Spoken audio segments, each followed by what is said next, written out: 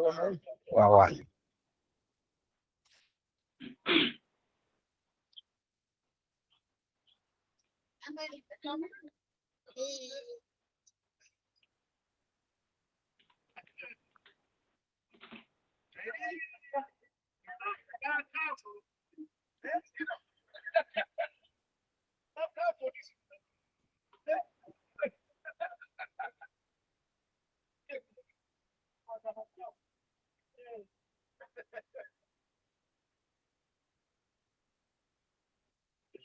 Wow.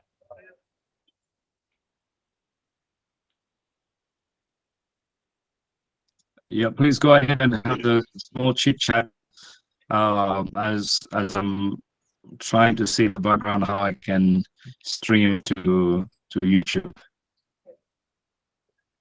But we've started the recording already.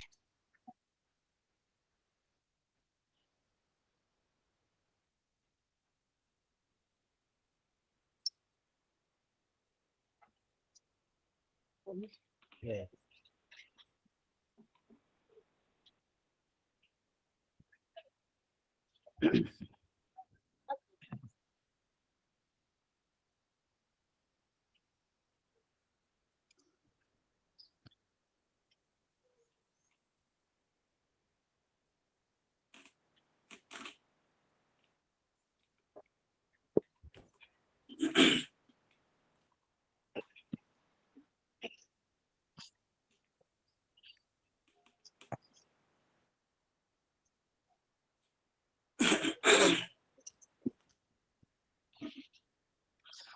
Yeah, so I think we should begin with a word of prayer. Probably there'll be a lot more people joining us. Yeah, how are you doing, Volker? Yes, I'm fine. Thank you. Good. If you don't mind, if you may open us with the word of prayer. Yes. Let us pray. Almighty Lord and Heavenly Father, we thank you for this chance of being together. We thank you for your word. We thank you for the chance to deeply think about where we are coming from, where we're going to, and what you have placed both ahead of us and behind us, where we can learn and we can draw the right lessons. We just pray, Father, for this gathering and for the presentations that are coming, that your spirits guide us. Pray for technology to work well, and we pray for those of us who are not yet connected that they will join us, Lord. And we just want to commit everything to your hand, praying indeed, Lord, that it is glorifying you, our thinking, our reflection, and our worship of you. In Jesus' name, amen. Amen. And thank you again for being here today, 3rd of March, as we look at Martyrs Day. And just reflect on it, especially from a Christian perspective. And yeah, I thought that having this discussion and with two heavyweights that are here, that it's going to make for an interesting discussion, especially in terms of how Christianity has interface with issues of the nation becoming independent, and as well as just looking at coloniality. And so, yeah, welcome you. I'm sure we'll be joined with more people. Bear with me. This technology is a little new to me because I'm going to actually, I am recording, and so I'm trying to stream as well on YouTube and still trying to figure out how that works. However, our first speaker presenter is going to be Professor Kenneth Ross, who pretty much is no stranger in the circles. And honestly speaking, when I started looking at all their writings in terms of political theology in Malawi, yeah, Professor Ross was everywhere, right? And interestingly, when I pitched the idea that they should make this presentation of this particular title, he actually had forgotten the title of this paper, which appears in his book. But I'm sure he's got something updated right now. But Prof, it's a pleasure to have you, to host you, and also to just learn from the wealth of wisdom and research that you have done on this topic. So over to you. Well, thank you very much, Dr. Nyika. Let me just check, first of all, am I being heard well? Can everybody hear? Yes. Okay. Yes. Oh, that's great. That's great. Well, let me begin just for a moment, echoing the chair and recognizing the day that we are on. That is, this is the 3rd of March. It's Martyrs Day in Malawi, and we're meeting here under the banner of TSM. It's a scholarly society, but I think I would like to begin by recognizing that there are qualities that reach beyond scholarship. And some of these are the qualities we recognize on Martyrs Day as a time to remember people who made great sacrifices, some even making the ultimate sacrifice of their lives in order to achieve the freedom and the sovereignty that Malawi enjoys today. So whatever we can do as scholars, I think we start on a note of humility, recognizing that there were others who went much further than any of us perhaps ever will, in what we're prepared to give for Malawi, for Malawi's future. So I thought I should begin on the 3rd of March with that note of respect and even awe for those whom we remember on this day. My assignment here, I think I'm the historical part of the equation this afternoon. And when we look at the history of modern Malawi, I think it's difficult to argue that 3 forces that have shaped Malawi's modern history are Christianity, colonial rule, and African nationalism. These 3 are writ large on the history of the 20th century in Malawi. And the interplay between them is quite complicated. And where I want to start is with one person in whom I think these complications were all wrapped up in one individual, and this is David Livingstone, who in some ways, if we look at what made Malawi the country it is, it's always going to be difficult to get past David Livingstone as quite a decisive influence on the emergence of Malawi as a country.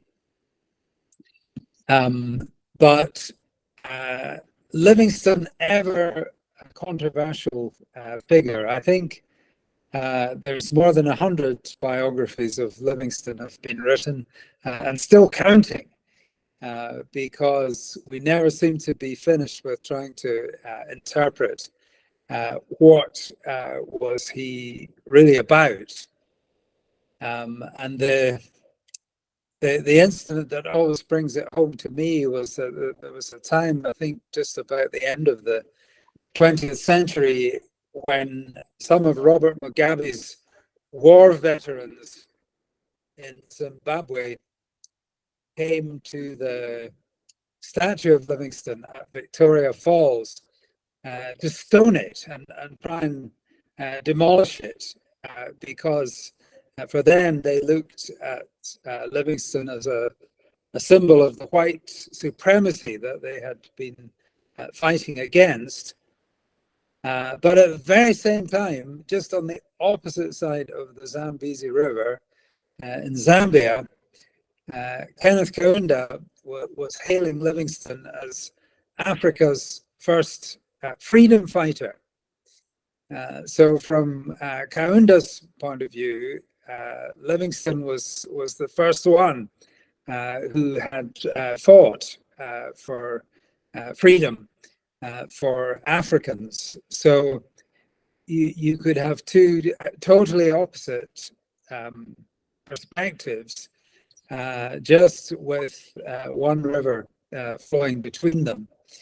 But the interesting thing is, I think neither of them are completely wrong.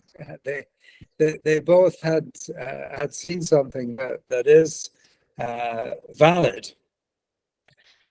So what do we make of Livingstone? Well, he does have these three, I would suggest, all wrapped up in his own personality and his own project in Africa. He always insisted that he remained a missionary. He was in government service for a while, but in his heart, he was always a missionary and a Christian. As maybe symbolized when he was on his Zambezi expedition, and he eventually came up the Shire River, and he stepped off the little boat and put his foot on Malawi soil for the first time.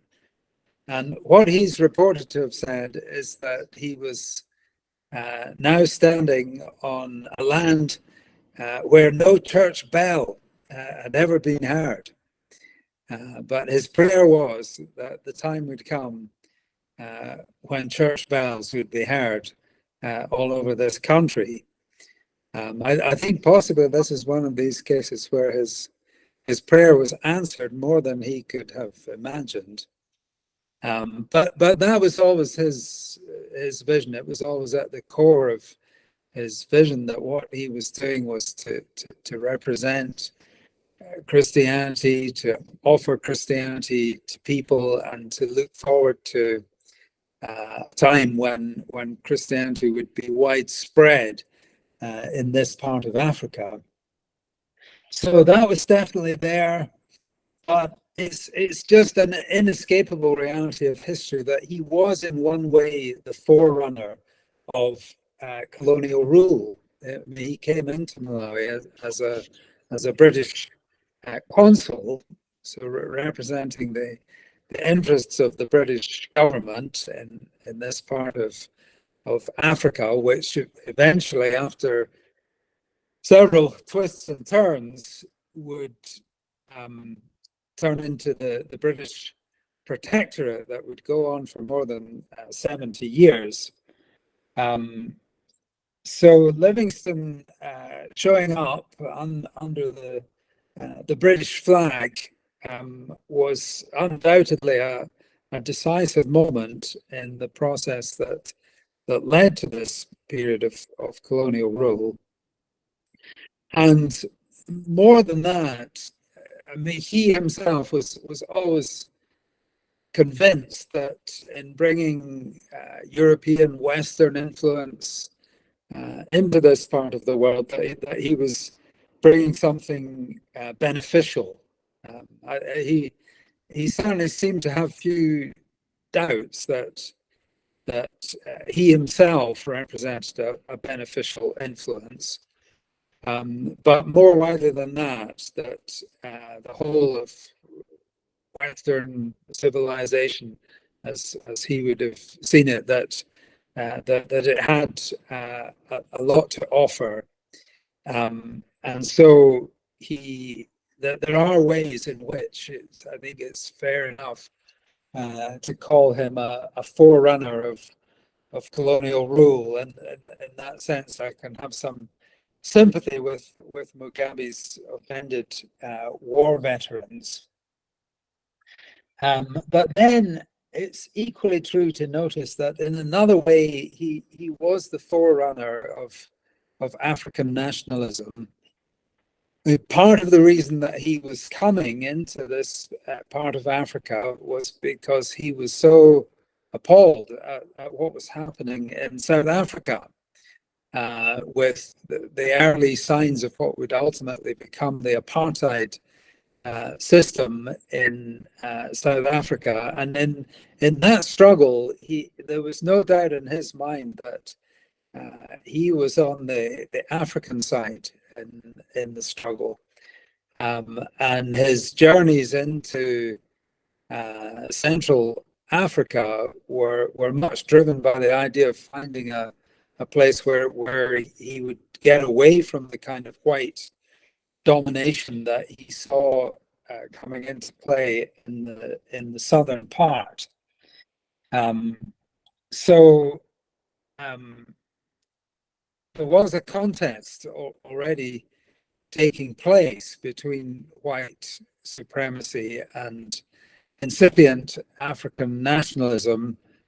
And Livingstone could say, I have never met an African who did not know whose side I am on. It's interesting, he uses the language of taking sides. And his own sense was that no one would have any doubt which side he was on, and it was the African side. I've been influenced a lot, I have to admit, by Lamin Sane's reading of Livingstone. And one thing he does is to compare Livingstone with his contemporary Cecil Rhodes, who of course gave his name to Rhodesia, the mining magnate who was all about extending British influence in Africa. So Sane says that both Rhodes and Livingstone dominated Central Africa. Rhodes left a legacy of white domination, Livingstone of rising African aspirations. So in other words, this is the Kaunda thesis that Livingstone is Africa's first freedom fighter. And there are many ways in which he has an attitude that is highly subversive of colonialism. This is part of the complication, that while in some ways he's there is a continuity between what he was doing and the colonial rule, in other ways his approach was quite subversive towards it. So for example, he had great confidence in the vernacular world. He loved African languages, learning African languages. He was very much at home in the culture, and he could sometimes suggest that African culture would be a better basis for Christianity than his own European culture, which is very uncolonial way of looking at things. And of course, there's now quite a good argument that it turned out to be true. And he also had great confidence in African leadership. It was one thing he was always saying, that the evangelization of Africa would be carried out not by Europeans, but by Africans and under African leadership, which perhaps was also quite prophetic. And if I can quote a line from Sane again, he says that an African church rooted in the vernacular must inevitably come into conflict with a political system based on the superiority of foreign institutions.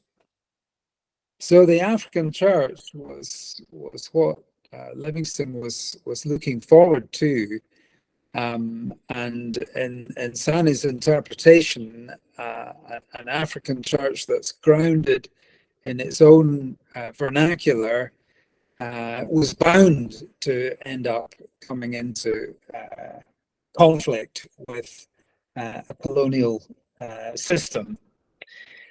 So it was the fate of Malawians that this highly complex figure of Livingstone turned up just as quite decisive moment in history was approaching.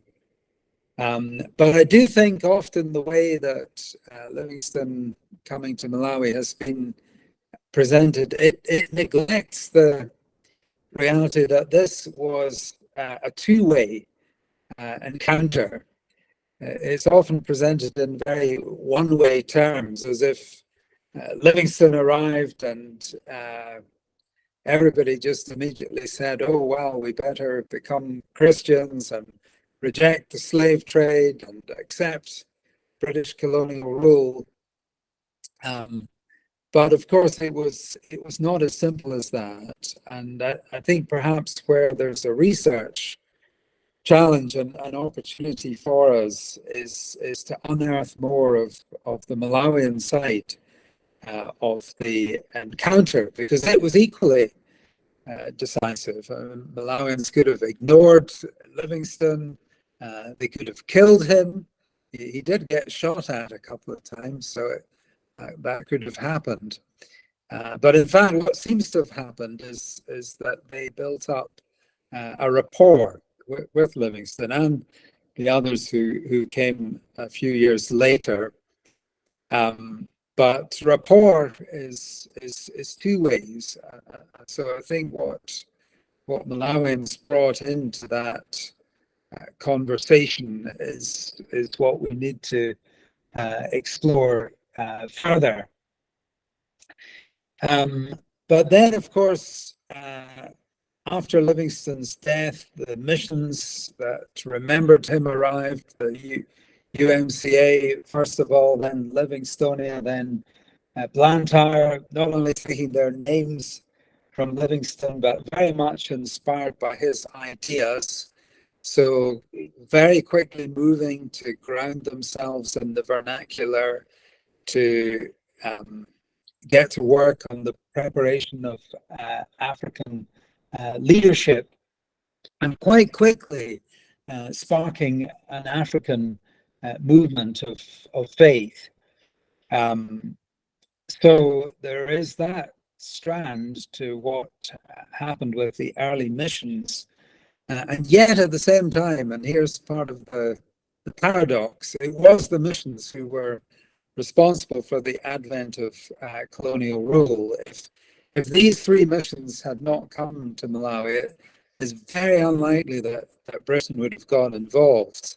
In fact, the British were very reluctant in the late 1880s. They'd have been quite happy to just see most of Malawi coming under Portuguese East Africa. They had enough to do in the Rhodesias. They didn't really see any great strategic value in taking control of Malawi. So it was needed a really vigorous campaign, especially from the Blantyre mission.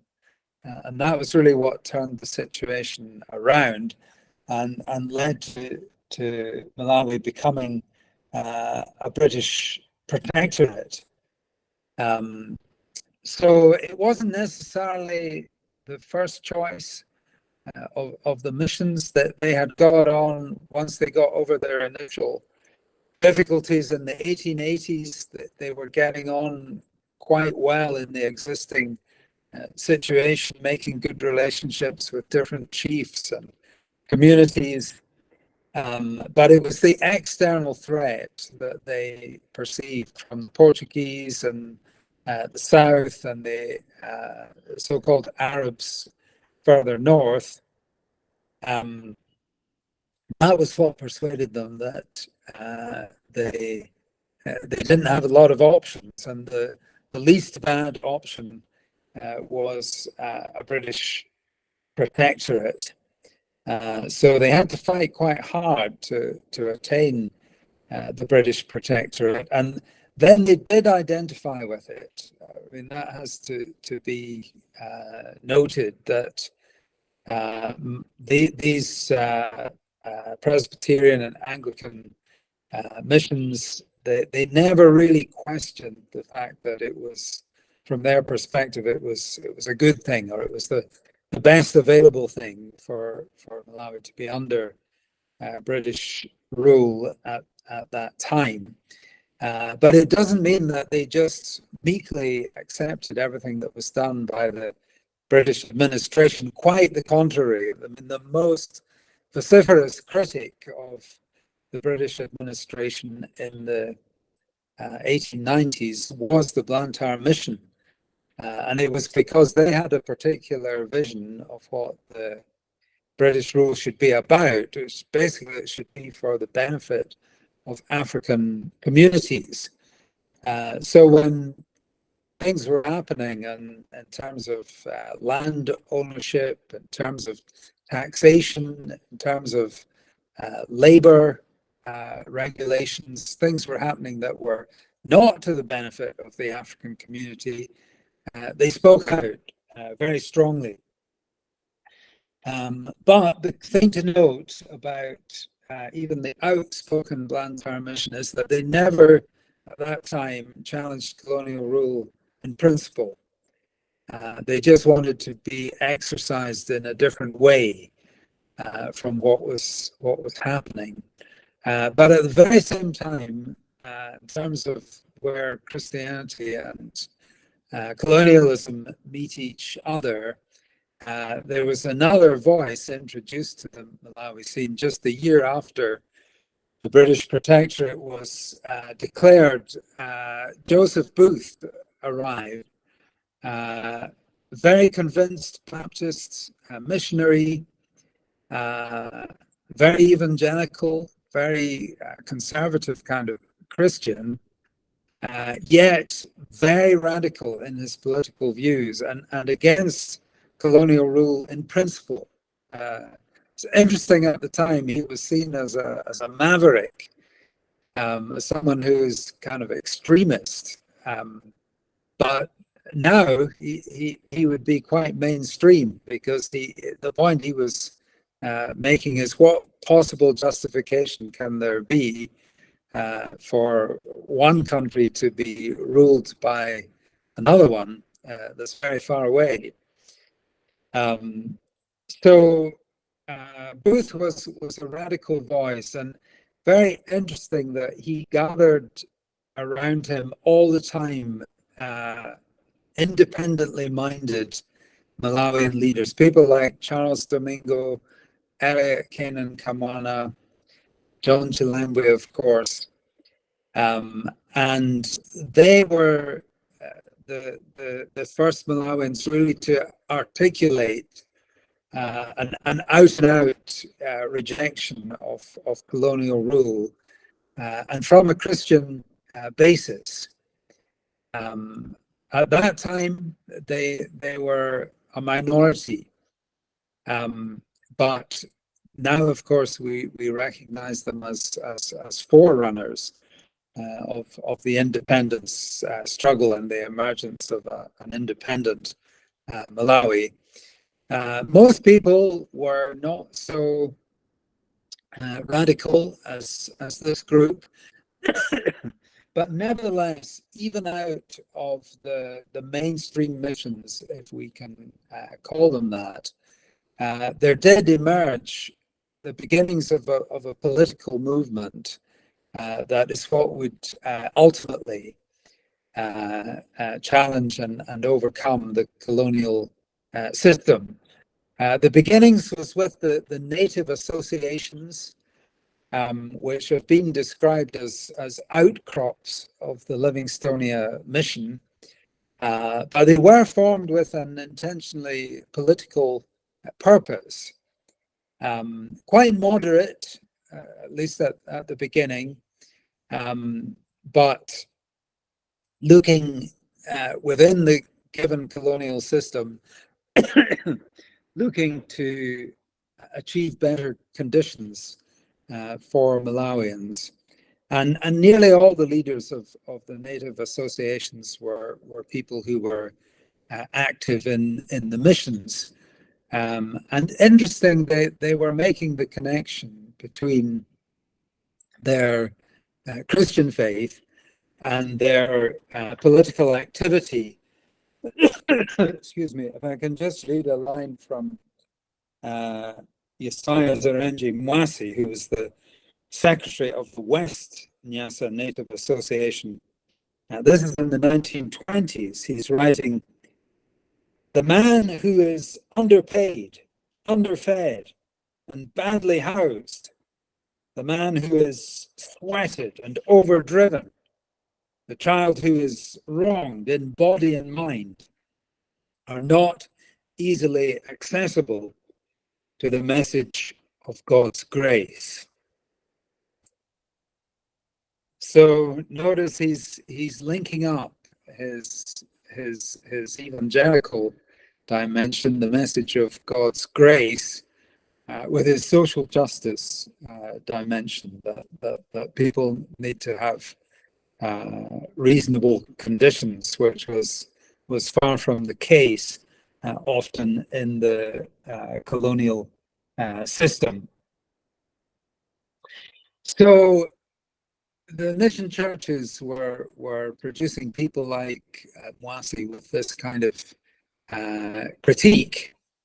I think it was Orton Chirwa who recalled his history classes at Livingstonia, where they were taught about the Scottish Wars of Independence, when the Scots were trying to free themselves from English rule in the 14th century. And his comment was, well, you did not have to be a genius to apply this to the Malawi situation. So there was a critical consciousness created through the mission education.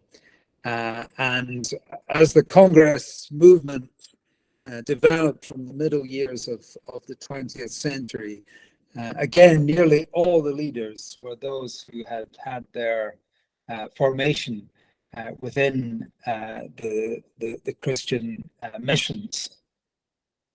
So we have this curious paradox that in some ways it is true that the colonial regime and the Christian missions were hand in glove, quite comfortable with each other in the mid 20th century.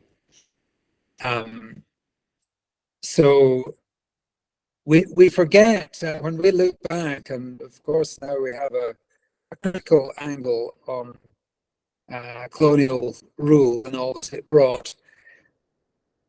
But at the time, say around 1950, for everybody who was around, it was just the way things were. It was the way they had always been, as long as they could remember. And so it was quite difficult to have a different imagination. And yet, this movement of Christian mission also turned out to be subversive of colonialism, because it did produce people who did articulate a different vision. This is where we think of the Martyrs, who were saluting today, but before they were ready to make their sacrifice, they needed to have the vision that it could be possible that there would be a different Malawi, a Malawi not ruled by outsiders, but where Malawians would take command of their own destiny. So somehow, out of the formation that they had, they formed that vision, and then it was to their eternal credit that they had the courage to see it through, even at great cost. So I think we're always going to be living with this paradoxical reality in the middle of Malawi's history, that ideologically there was an alliance of Christianity and colonialism, particularly because on either side they were quite convinced of the superiority of Western culture and values, and saw their role to quite an extent as inculcating these values in the Malawi context, and yet the same missions and the same Christianity proved to be a resource for African liberation, as Malawians drew on their formation in the missions to become the champions of an anti-colonial struggle. So a complicated history lies behind us as we contemplate today the meaning of Martyrs' Day. And I think the challenge of teasing out what was the influence of Christianity in relation to both colonialism and African nationalism, there's still a lot more to be done. But I think my time is gone, so I should pass the baton.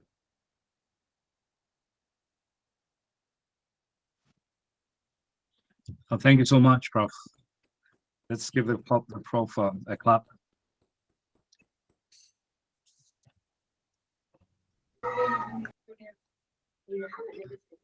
And yes, I was just about to say it's time for questions and comments. And so I see a hand up from Grena. Please go ahead and ask the question or comment.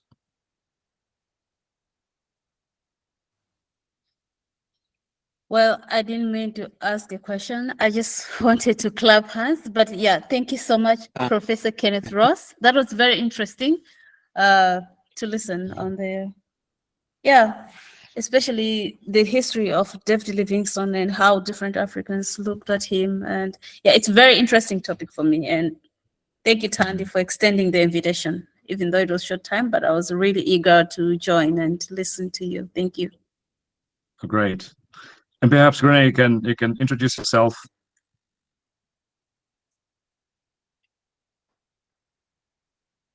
Oh, she's left the meeting. Yeah, we're open to questions and comments.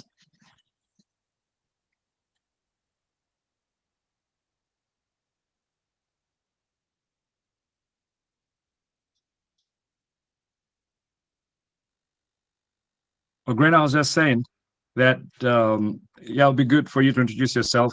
Thank you for that comment that you had. Okay, I'll do that. So first, the link was just sent to me like 20 minutes before it started. I didn't know, but I think Tandy sent it to me because she knew I'll be interested. So yeah, my name is Grena. I'm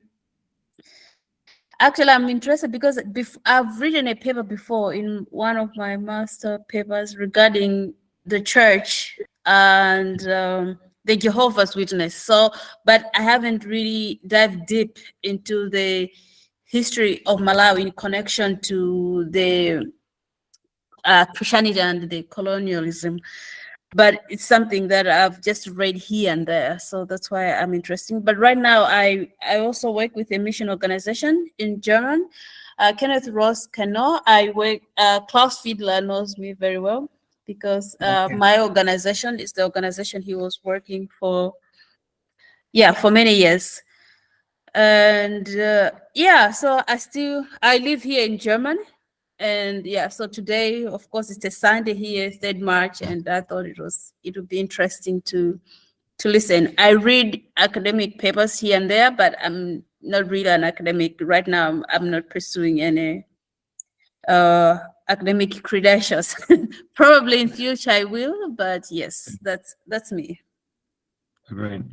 Well, thank you for sharing. Yeah, but it's good to see you also, Reverend Felix Nyika. I've seen Reverend Ketwayo Banda. So some names that I already know from some years back. So that's very, very interesting. So yeah, good to connect here. Yeah. Yes, great to hear your voice too. Thank you. Any other questions for Professor Ross? And if you may introduce yourself before the comment or the question. Yeah, I wonder if I could just have a moment, Felix, to respond to Grena. Because I did read your paper, Grena, about the Jehovah's Witnesses. Yes.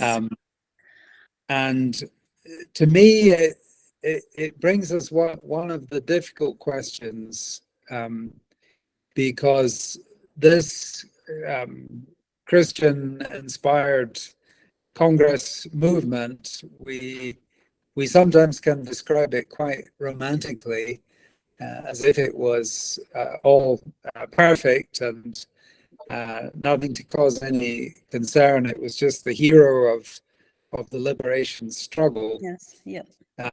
But to me, there is a difficult question around the issue of political violence. Yeah. And political violence did come in quite early in the Congress movement. But then, of course, and you've detailed this in your paper, after independence, it was the Jehovah's Witnesses more than anyone else who felt the full force of that political violence. So it's an uncomfortable question. At least for me, it's not the way I think of Malawi, but it is part of the history. And somehow I feel there has to be a reckoning with it. Yeah, I agree. For me, it comes like, it's almost like a personal thing that led me to actually write this paper, because growing up, I would hear all the stories how my grandfather was affected by the political violence during that time, because he was a member of a, not the Man Jehovah's Witness group, but I think there was another group that diverged out of that, that was indigenous in Cheo district, but they call it Chitawala, but it still comes from Watchtower. So they were just as affected as the main group of the Jehovah's Witness. And my grandfather was one of the victims of that. And when I think growing up, I would hear so many stories from my aunts, from my parents, of what was happening to him. And I just thought I wanted to learn more, to hear more. And my main question was like, where was the church? What did the church do? What did the Christian respond to this political persecution that was happening in the 70s? Or yeah, so for me, it was a question that kept coming, and that's why I came up with this paper when I was writing my first master's program. Yeah. Oh, great. I don't know if Prof. Ross has anything to respond to that. Well, I just thank you for your courage, Grena, in opening up this topic. It's not a comfortable one. It's not a comfortable one for the nation, and it's not a comfortable one for the church either. But we have the future in front of us, and if we don't learn from where things went wrong in the past, we don't know how we might suffer in the future. So Yep. I do think what you're doing is important. Yeah, thank you very much. Thank you. Yeah. Another question for Professor Ross.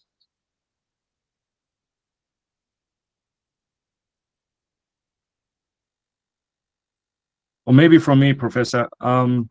So when you compare the Christian involvement during the time of the independence struggle and afterwards, how do you characterize that? Obviously, I don't know if I should even say obviously, but probably there has been a shift, right? And so, yeah, I don't know if there's any way that you can characterize that or explain the change. Well, I know the session would not be complete without a question from Dr. Nyika, so thank you for this one. Yeah, I think around 1960, there's quite a difficult moment for Christians in Malawi, quite a difficult decision to take, because it's starting to look like independence might be within reach. And the Congress was undoubtedly the main force that had a good chance of achieving independence. So there was a strong case that we should all unite behind the Congress, even if we might have some misgivings about it. So a lot of Christians took that option, that even if there were some features of the way the Congress movement was conducting the struggle that they were not comfortable with, they said, no, we need to unite above all else. But then there were others who were so disturbed by what was happening in the Congress. We've mentioned the political violence. Another big issue was the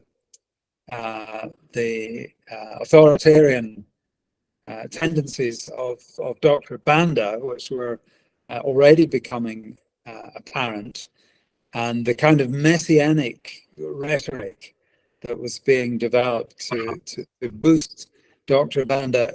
One interpretation that it's just a political tactic at the time to advance the cause of the struggle for independence. But others were worried about it, and partly on theological grounds, that they didn't like messianic language being ascribed to a political leader, which they believed should be reserved for the Lord Jesus Christ.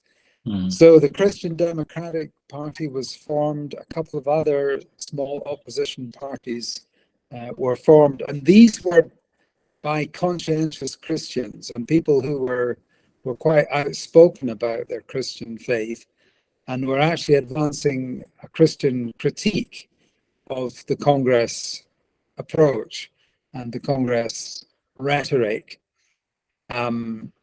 So if you were a Christian at that time, I imagine it wasn't necessarily an easy decision to take, whether to kind of set aside any misgivings in order to have a united front under the Congress, or whether you think it's time to have a different political voice. And there were Christians on either side of that division, conscientiously taking different positions. But that's the reality when we bring our faith into the political arena. Not every Christian is going to see things the same way. Yeah. Oh, great. Thank you so much, Prof. Again, let's give the Prof a clap. Thank you for that presentation.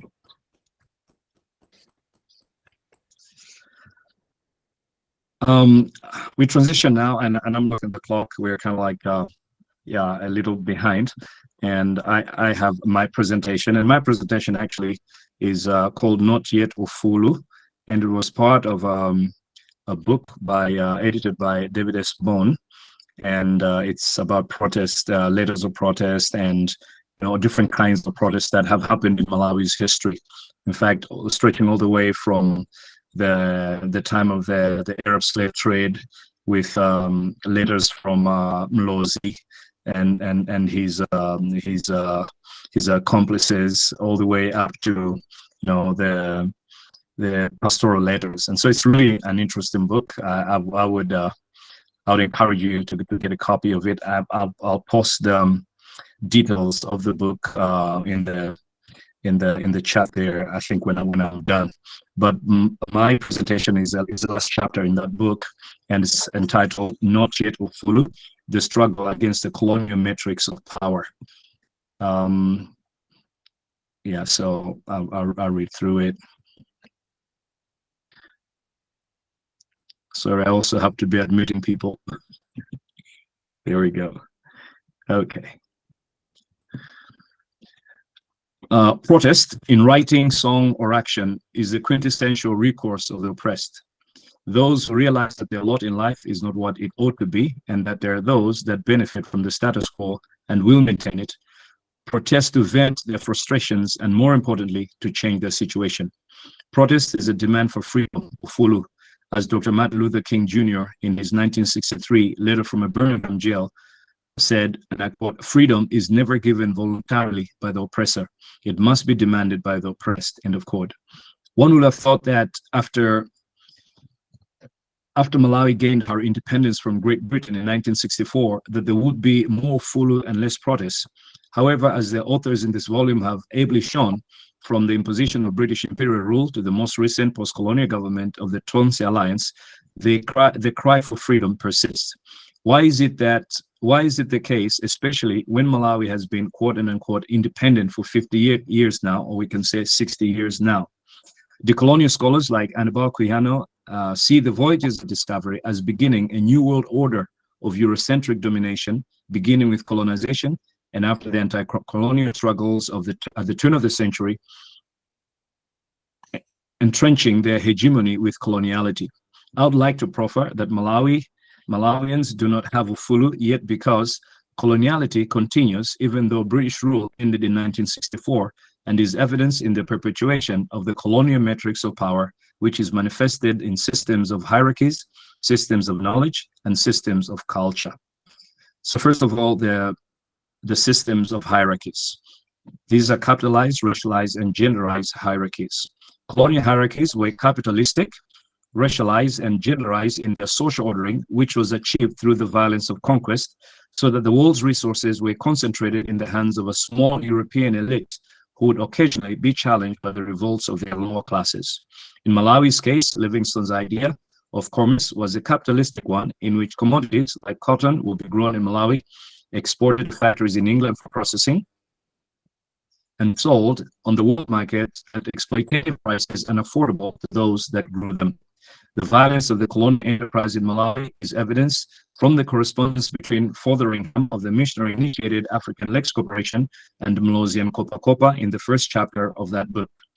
This capitalistic system ensured that Africans would be exploited laborers, as was evidence in the Tangata system that developed on settler farms like Mrs. Bartlett's laborers, who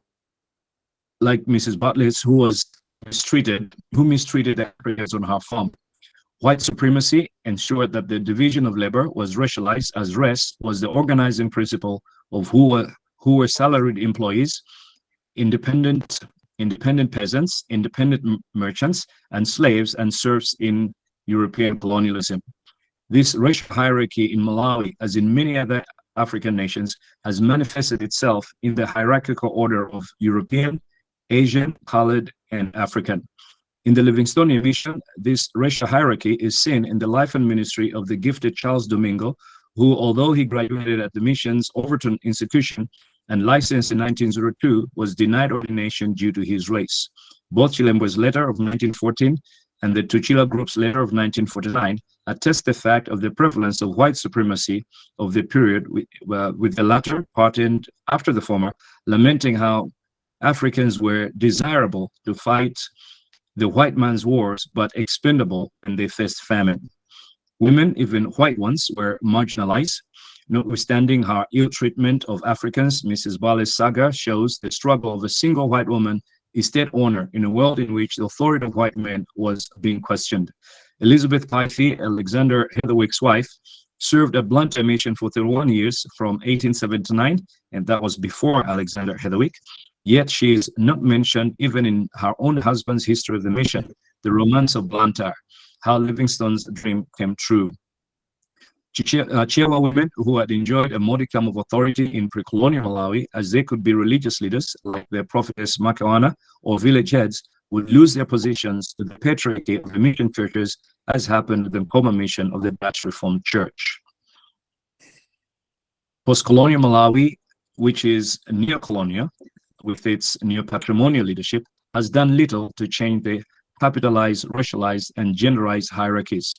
Kwame Nkrumah seems to be describing contemporary Malawi when he asserted that, quote, Africa has in fact in its midst a hardcore of bourgeoisie who are analogous to colonists and settlers that they live in positions of privilege, a small, selfish, money-minded, reactionary minority among the vast masses of exploited and oppressed people, end of quote.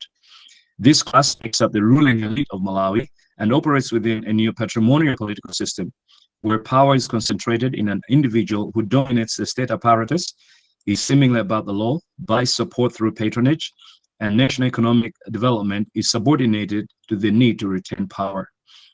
Alternately called the big man or big woman system, its oppressive seed was sown by Malawi's first president, Zomba, and is memorialized in this volume by Colin Cameron's resignation from Kamuzu's cabinet. So in that book, Colin Cameron shares his letter on how he resigned from Kamuzu's cabinet during the cabinet crisis.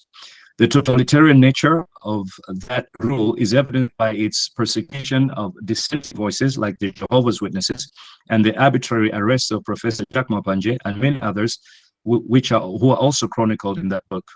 Moreover, it lacks the transparency and accountability required to realize the fruits of independence for the majority of Malawians, as the Catholic Bishop's Lenten Letter of 1992 showed. This neo-patrimonial logic did not end with a one-party state either.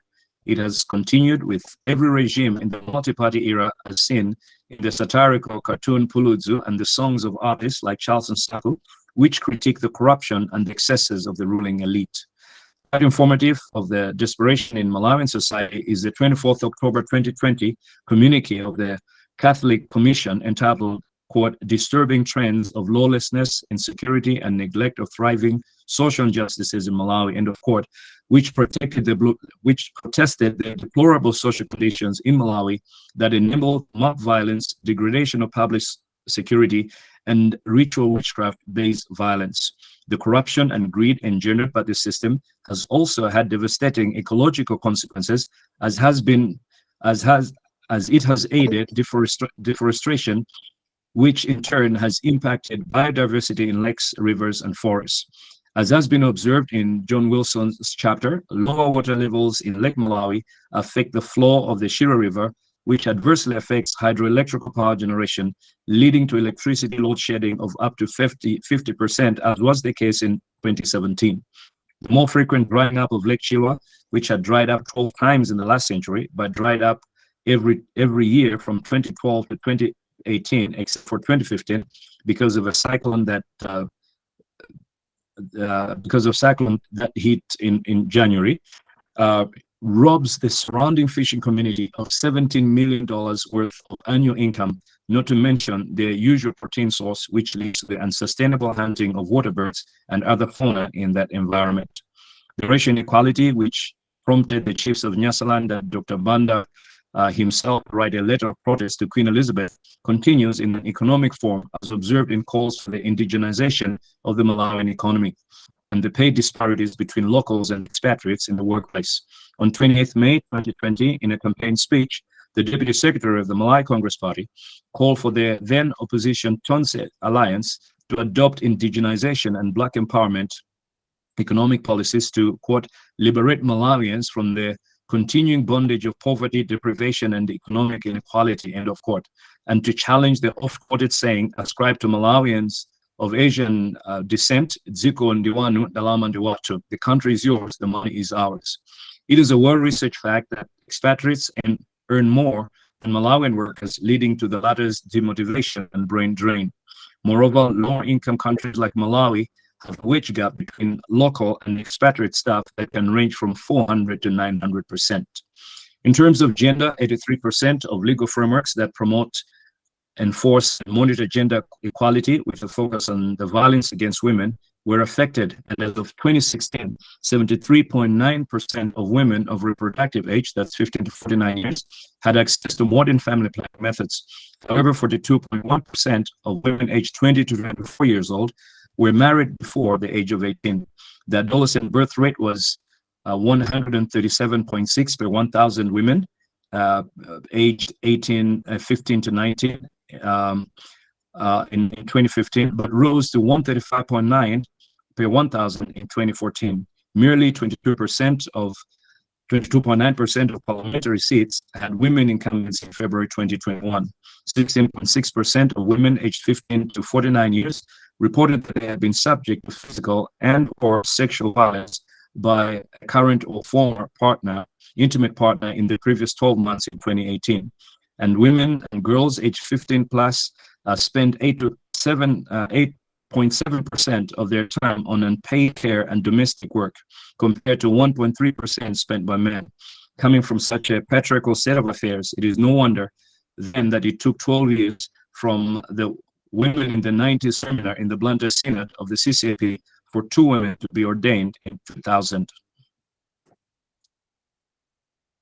Eurocentric knowledge systems. Foundational to white supremacy with its racialized capitalism was a universalizing of its knowledge claims, which it extended to humanity's relationship with others, thereby creating an epistemological hegemony.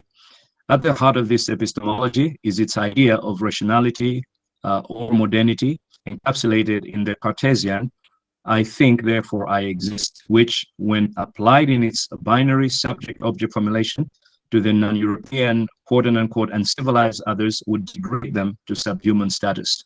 Mogobe B. Ramose has observed that one of the philosophical bases for colonization was the Aristotelian definition that, quote, "man is a rational animal," end of quote, as it could not be applied to people of color. Quijano notes that the colonizers forced an enchanted view of their knowledge and meaning production by first ensuring that such knowledge was beyond the reach of the colonized, and in order to co-opt some of the colonized into their institutions, the colonizers partially taught them their ways. Here, the mission schools and hospitals played their role in prioritizing Eurocentric knowledge systems and denying knowledge production to traditional ones, such as herbalism and rites of passage. It is quite telling of the need to address epistemic violence wrought on Malawian society, and of the discernment of the crafters of Malawi Vision 2063 to make mindset change the first of 8 enablers toward making Malawi, quote, an inclusively wealthy and self-reliant nation by 2063, end of quote. For the decolonizing process to succeed, there is need for a decolonial term, which Maldonado Torres defines as one that, quote, introduces questions about the effects of colonization in modern subjectivities and modern forms of life, as well as contributions of racialized and colonized subjectivities to the production of knowledge and critical thinking, end of quote. Epistemologically, a decolonial term would not only be sensitive to the hegemonies of Eurocentric knowledge suppression, but it will also actively seek to recover local voices and perspectives so suppressed. European post-Enlightenment rationalism, with its false dichotomy of reality into material and spiritual realms, which resulted in, quote, the secularization of science and the mystification of religion, end of quote, is alien to the integrated African thought system, which sees reality as both natural and supernatural. This would mean the embracing of exploring of valid African philosophical systems like Ubuntu that aim for communal flourishing and are congruent with post-colonial African realities in order to counter the corrupt sycophantic values of neocolonialism. Galu Wachikuda. Quijano notes further that the co-option of the colonized into European institutions made European culture attractive as it was deemed to grant access to power and the means to attaining the status and power of Europeans. The colonizers' culture became a universal model that many non-European cultures have sought to emulate, thereby crafting cultural systems that uphold and standardize white supremacy in its economic and knowledge production systems. Hence, the adoption of European culture in dress, community, education, and healing to the exclusion of traditional modes of dress, worship, initiation ceremonies, and healers. Charles Domingo found out, much to his chagrin, that Reverend Donald Fraser and the Livingstonian Mission did not see him as an equal, no matter how much he had excelled in his training and vocation. The chief weapon of colonialism was a psychological one that would eventually shape the self-conceptualization of the oppressed and resulted in an internalized racism and, quote, internalization of racial oppression by the racially subordinated, end of quote. This internalized racism leads to, quote, the conscious and unconscious acceptance of a racial hierarchy in which white are consistently ranked above people of color, end of quote. It should be appreciated that such position It should be appreciated that such oppression and suppression begins with an epistemic violence, quote, epistemic frameworks that legitimize and enshrine those practices of domination, end of quote, by which the colonized have not only been objectified, but have also internalized their own oppression so that they see themselves as inferior. For example, many Malawians refer to a healthy, clean dog as Galwa Chizungu, European dog, while if the same dog would be unhealthy and dirty, it would be called Galwa Chikuda, African dog.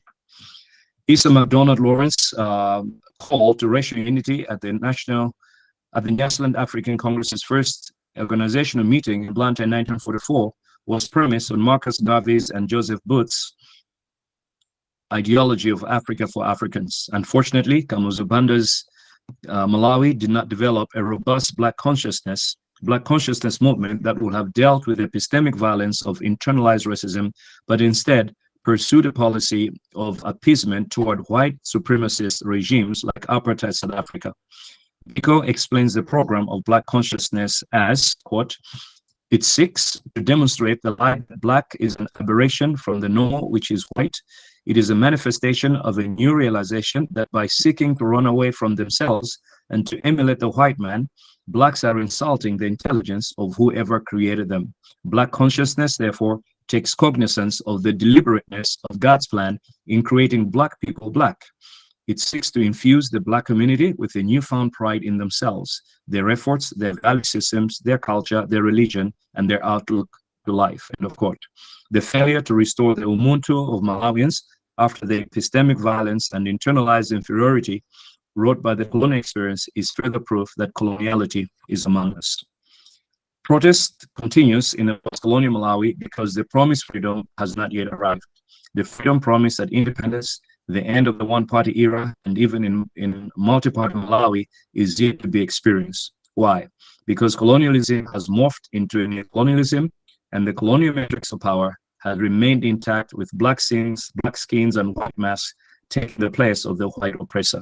So the protests will go on. It is not yet full. Thank you for your attention. That's the end of my presentation.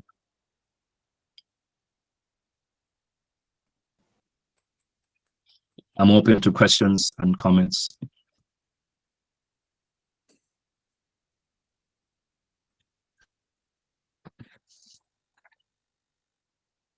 Oh, there's a question from Chisomo. Hi, thank you, Professor Kenneth and Dr. Nyika for your presentations. It's very informative. Just want to comment on the second presentation by Dr. Nyika. My master's dissertation in architecture was about decolonialism. So I do agree with most of what's been said in Dr. Nyika's presentation.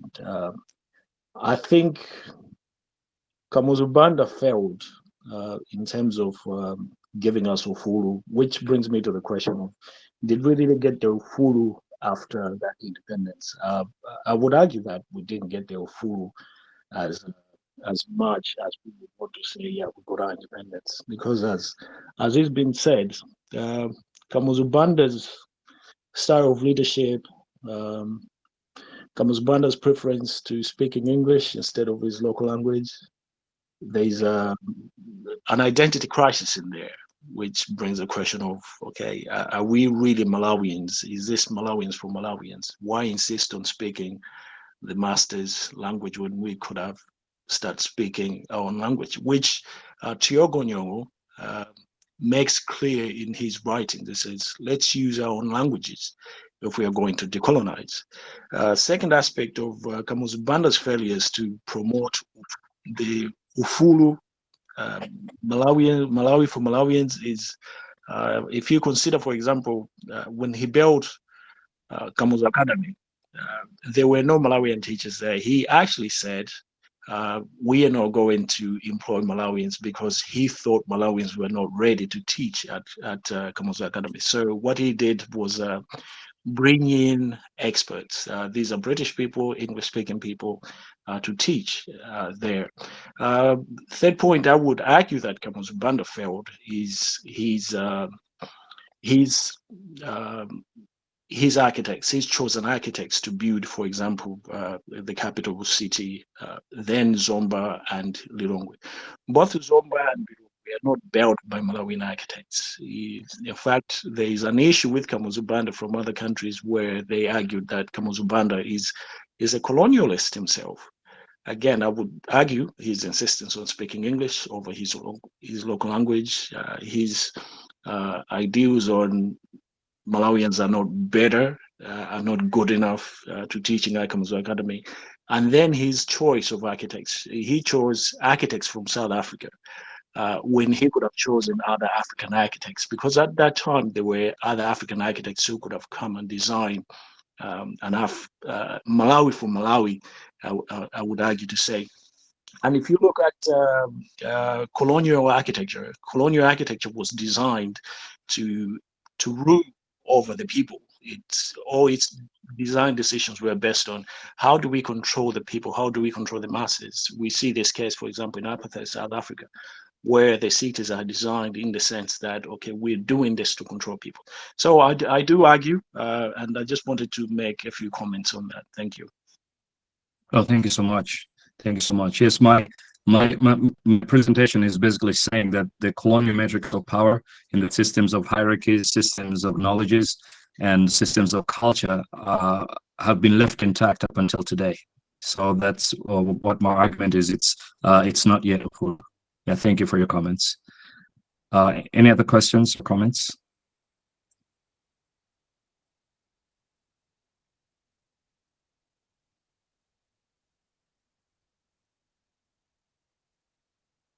Okay, if there's none, for the sake of time, I would like to transition to Dr.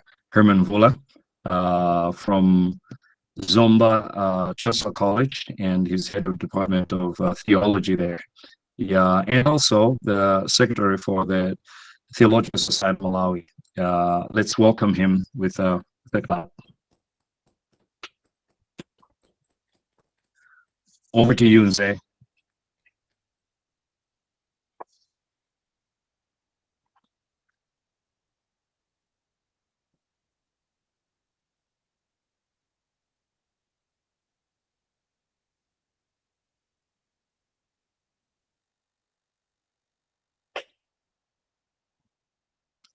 Mzee, are you there?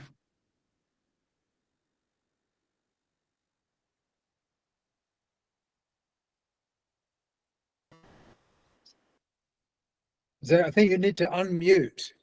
You need to unmute the mic. Okay, let me.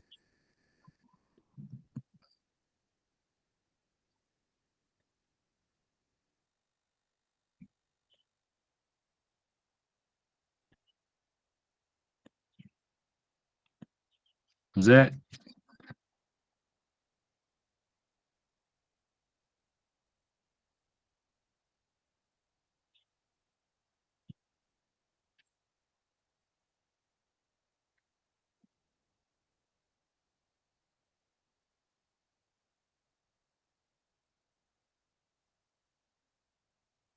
Let me try and get a hold of him. Dr. Nyika, I think you can unmute him remotely.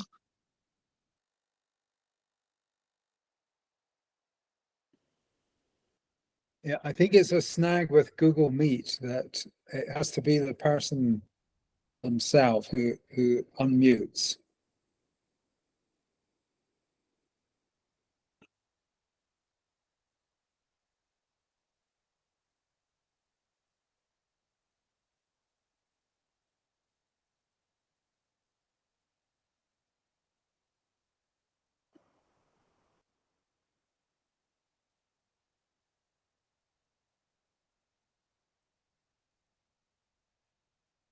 If your screen is like mine, right at the bottom, it has a microphone symbol that's red when it's mute. And if you click, it turns to black, and then you'll be able to be heard.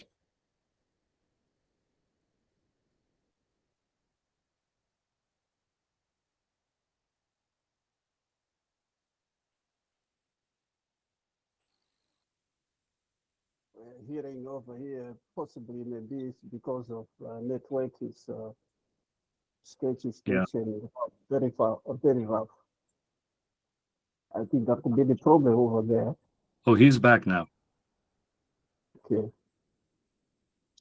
Mzee, we're all yours.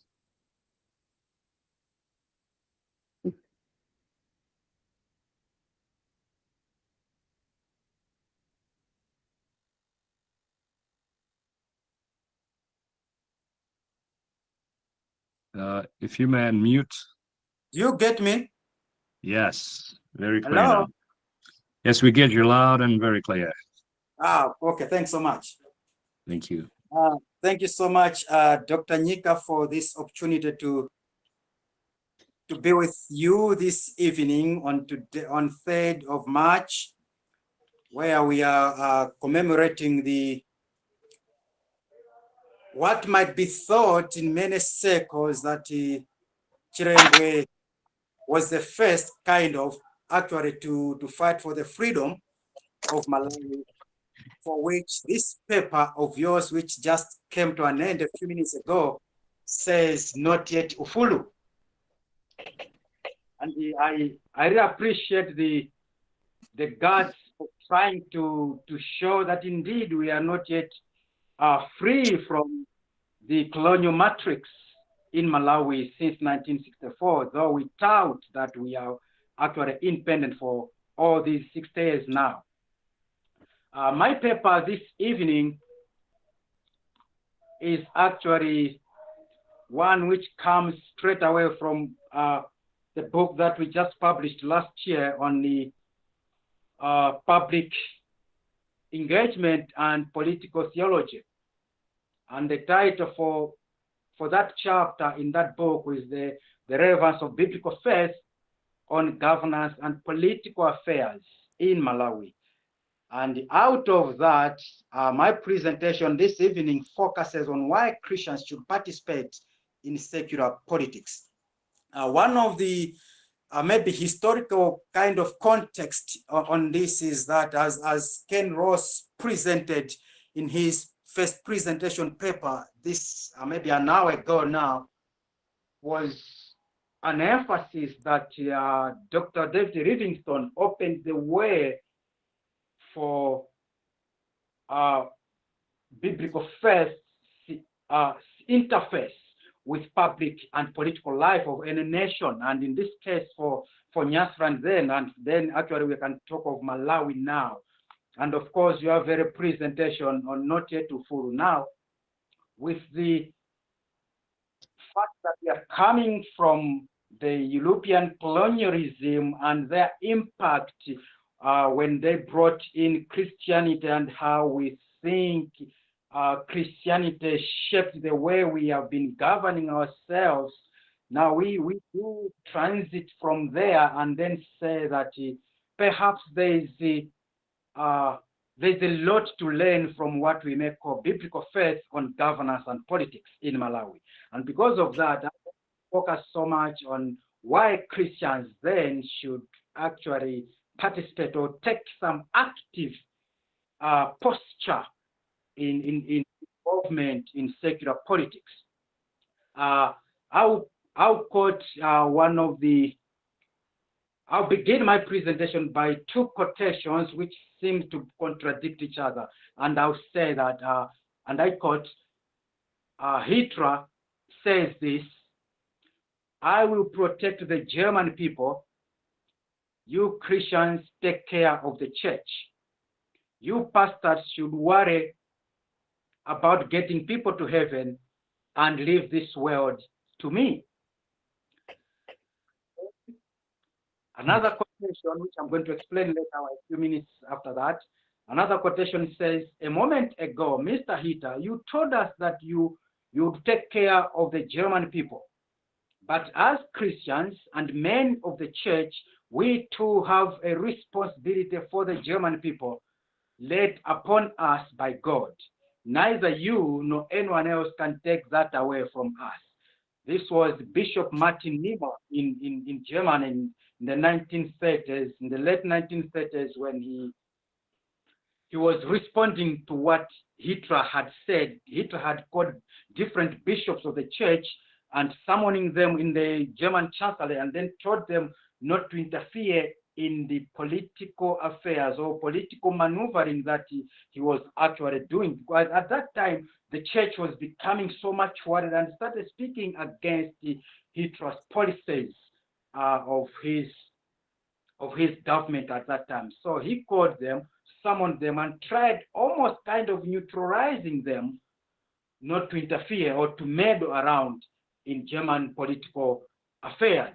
And one of the German critics, the bishops that I've just mentioned, Martin Niemöller, responded immediately and said, we also too have the responsibilities for the German people, laid down on us by God himself, that neither you, Mr. Hitler, nor anyone else can take that away.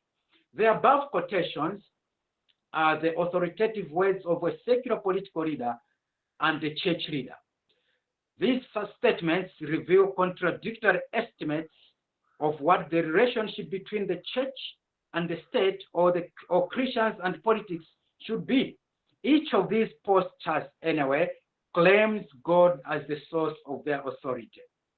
And of course, these estimates are the pivotal points where political theology and public policy issues encounter each other. So it is based on this kind of two spheres of authority, both claiming the source of their authority from the Bible, that sometimes do have elements of saying the church does not have anything to do with the secular world. At the same time, the secular world do not have anything to do with the church affairs. So it is because of this that we want to see that the critical reading of the Bible shows that these two do have complementary responsibilities. Both of them are laid on the people in which each of these authorities have responsibilities on. So despite all this, therefore, theology has often been misunderstood, sometimes misinterpreted, and sometimes misrepresented as an enterprise for the pastoral work only. It is often misunderstood as being only for those that study for the ordained ministry of the church. The popular notion that theology is for the church and nothing else constitutes one of the aspects of the problematic issues that the church usually finds itself facing, as well as the secular world also finds itself facing. So it is because of this that we want to see a leeway on how we can do this, of course, from the background of Malawi, historical as well as current affairs of its situation. The Malawi Vision 2063 could be our beginning point, as theologians and theological scholarly discourses must take a cue from this. If the Malawi we want to see is left to career politicians only, the fruits we want to realize and the ones we want our posterity to enjoy may not be realized. This presentation this evening discusses the critical role of biblical faith to governance and political processes and public policy issues by discussing the reasons why Christians should take active roles in secular politics. So because of that, then, we want to look at the 5 main reasons that we think, or that I think through research and all that, that Christians should take active roles in secular politics and political processes. Of course, if time would have allowed, or maybe at another later date when perhaps Dr. Nyika sketches another kind of presentation in line of this, I will continue with another posture of how biblical faith actually is portrayed in the Bible and how that affects the day-to-day affairs in our political systems of governance. So, but today we will look at only 5 reasons why Christians should actually take active role in politics and political processes. The first reason that we give this is that why should Christians take active roles in secular politics is because the government was established by God.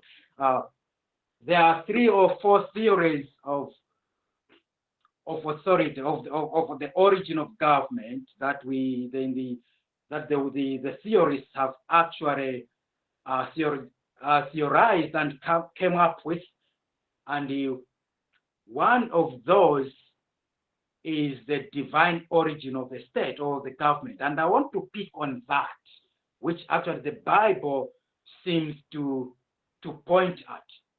The Bible explicitly teaches that government was established by God.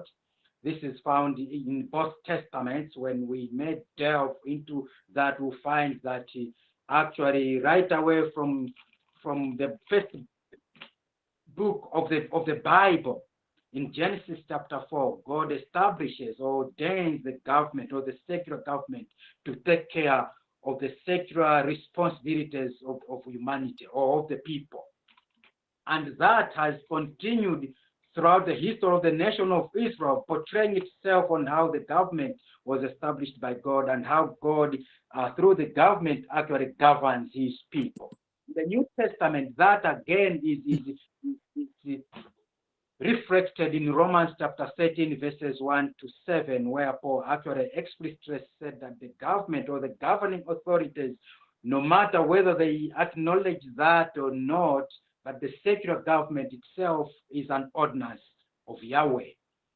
And again, in John chapter 19, verse 11, we see the same thing when Jesus was being arrested by the Jewish authorities, and they took him to Pontius Pilate, the secular governor of that time, representing the government of the imperial Rome in Jerusalem. When he stood before Pontius Pilate, that the government, the Pilate actually asked Jesus some questions, and Jesus did not respond to that. And then Pilate said, "You don't want to speak to me? Don't you know that I do have the power to release you or to crucify you?"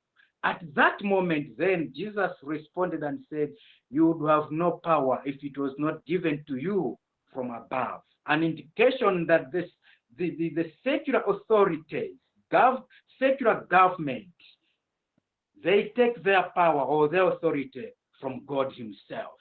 So the government was established by God. And it is from this kind of basis that if the government was actually an ordinance of God, or if the government was instituted by God himself, how fitting does it make that those who call God their Father should actively take responsibilities that actually the government was ordained to function in. So it is from this basis that we are saying, because the government was ordained or was established by God himself, then it gives a leeway for those who call God their Father to take some active responsibilities in the affairs of this government, because God ordained it. And because God ordained it, it fits them actually, because they know why God ordains it, and because of that fit to do that. And because of that, God, in the biblical terms, God ordained government for 2 main functions. And the first function is that the government was ordained or established to administer justice. And that is one of the main reasons, because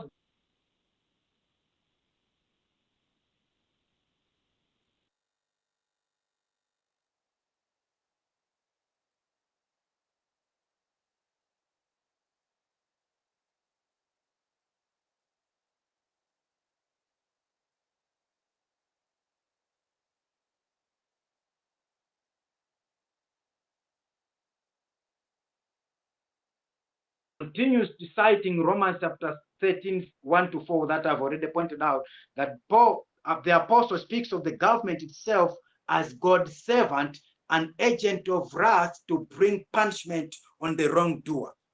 Thus, the government officials that is, it could be the president, the prime minister, their cabinet, or directors of different government parastatals, and all these are actually, the Bible describes them as God's ministers or God's servants to actually accomplish the good that God ordains the government with.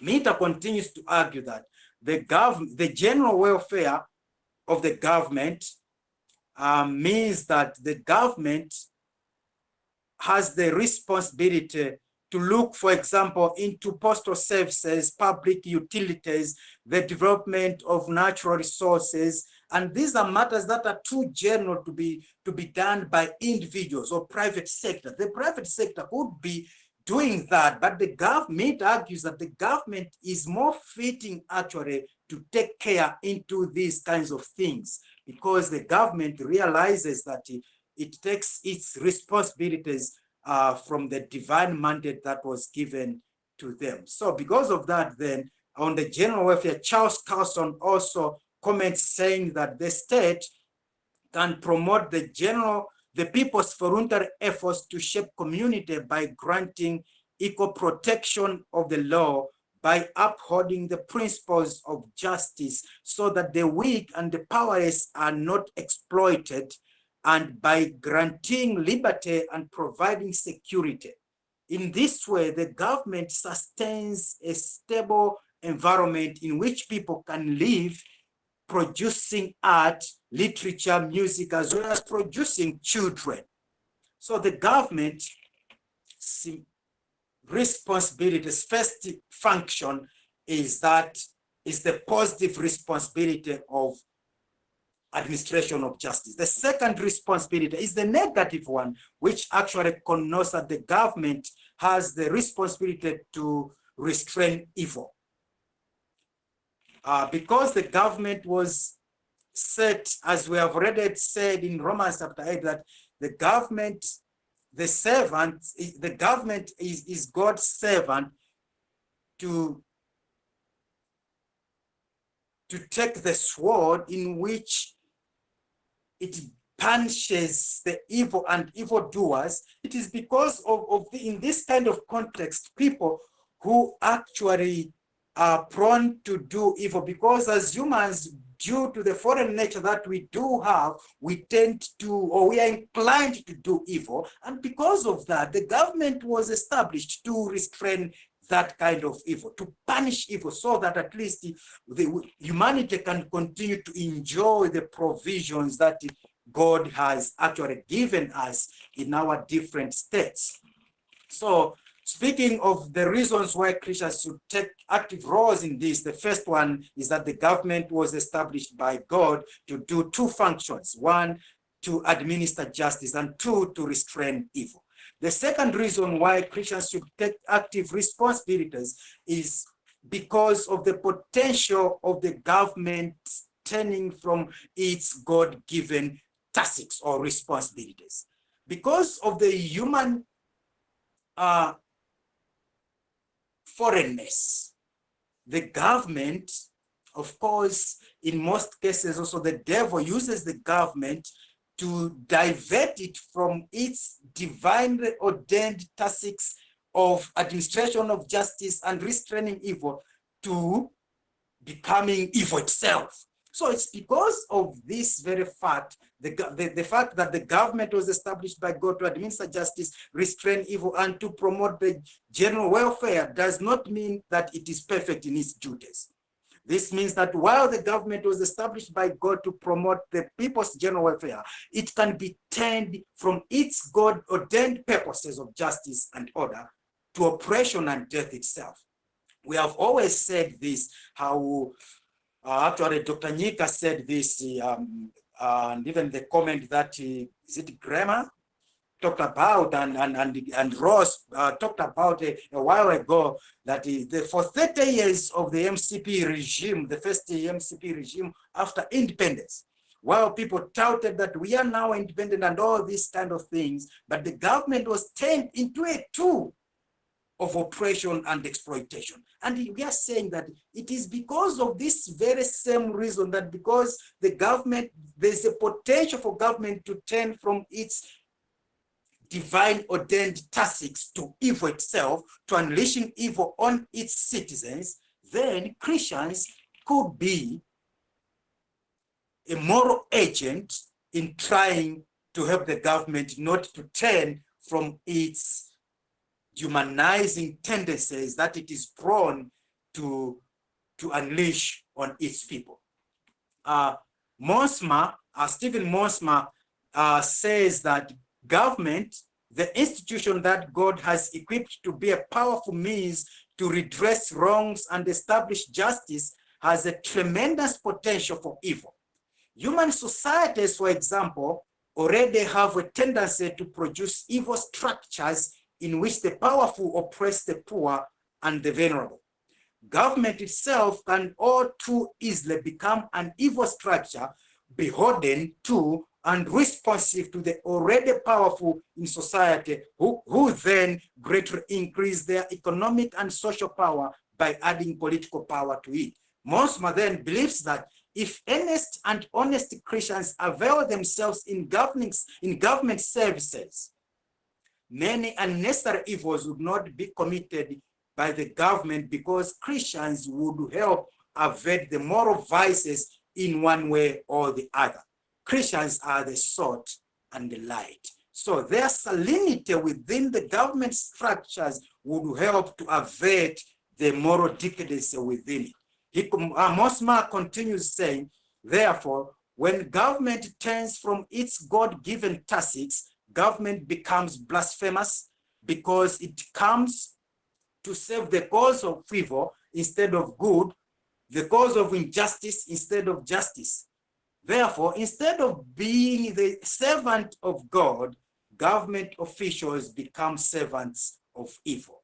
And on the government's turn from God-given task, Mosma continues and says, therefore, God's gift to mankind, which he meant to be a tool to limit the effects of sin and the fall, and enable his children to live in peace and justice, is in constant peril of being subverted by the evil against which it is supposed to be struggling or to be fighting. And because of this, then, Christians who know God to be their father, or who know why the government was established, could take rightful decisions in government to help the government, or to put the government on its toes to help it from turning from its God-ordained purposes to doing evil, or to unleashing evil on the citizens. Therefore, because of this, it becomes essential, if we are not to be, or to lose this God, or if Christians are not to lose this God-given means of establishing his will on earth, that Christians do all they can to maintain government as a caring, justice-defending structure. Therefore, constant vigilance and constant involvement are essential if God's means of promoting justice is not to be turned into a means of reinforcing injustice. So we are saying another reason for Christians to partake active responsibilities in government is because the government has the potential to turn from its God-given tactics to the tactics of promoting evil. Third reasons for Christians to take active roles, it is for them to fight what we call, because it's for them to fight for human dignity, human rights, and human freedoms. Jürgen Moltmann, one of the German theologians, is still living, I think, in his late 90s now, says that dignity is a difficult word to define. Often it has denoted the honor of rank, so that it is referred merely to the status of a dignitary. Dignity is nothing more than a privilege or prerogative, or even simply a sense of decorum. Human dignity is identified with the private individual's rights. Moltmann continues saying that human dignity requires human rights for its embodiment, protection, and full flowering, and as such, human rights are the concrete indefeasible claim of human dignity. So we are saying one of the reasons for Christians to take active roles in government or in politics, in secular politics, is for them to defend human dignity, human rights, and freedoms. Mortman says human dignity is grounded in God's creativity. It is God's claim on human beings. Human rights, which are grounded in human dignity, are grounded in God's creation of human beings in his own image, to be commissioned to represent God's will to the creation. God's rights to claim human beings' life is God's own mission of making the creation live against the powers of death and evil. Therefore, again, we are saying contrary to popular notions about human rights, or human rights are in fact a theological nature. We have maybe a little bit of the historical context about human rights. Human rights, specifically in our own world today, have their history at popular level from 1948 Geneva Accords. After the First World War and how it has actually humanized the world, and the Second World War, the world now, the United Nations and other world organizations sat down in Geneva in 1948 and looked at the devastating horrors of these two world wars and say, hey, why should we keep on exploiting, dehumanizing humans? And they said, now at this point on, this is where now we tend to think that human rights were actually a creation of the Geneva 1948 conventions. But in reality, human rights have existed from the time that humans were created by God. Human rights, in fact, if we read theologically, then human rights are not only a social issue, they are actually theological in nature. It is God's will that as his children, then Christians must be ready to give their lives for the sake of others, just as Christ did for the sake of others. In other words, we are saying that Christians could take active roles in secular politics as a way of defending human rights, which are more often violated either by the state or by individuals as well, even by groups of individuals. Some who are in society are regarded as upper class people, or the powerful, or the wealth and all that, or the bourgeoisie against the proletariat.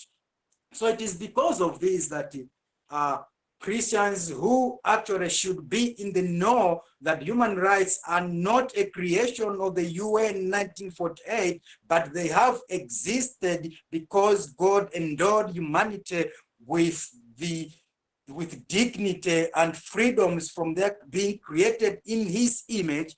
Then Christians or the church has the cardinal responsibilities of defending human dignity and human rights and human freedoms. And that's why perhaps actually we see that in 1992, when for about 30 years, when there was exploitation and repression of human rights in Malawi, the church stood up in the persons of the Roman Catholic bishops to speak up that this is not the way we should. The government was ordained by God to advance the welfare of humanity. So the church stood up to defend the dignity of humanity, the rights of humanity, and the freedoms of humanity. And because of that, the church cannot in any way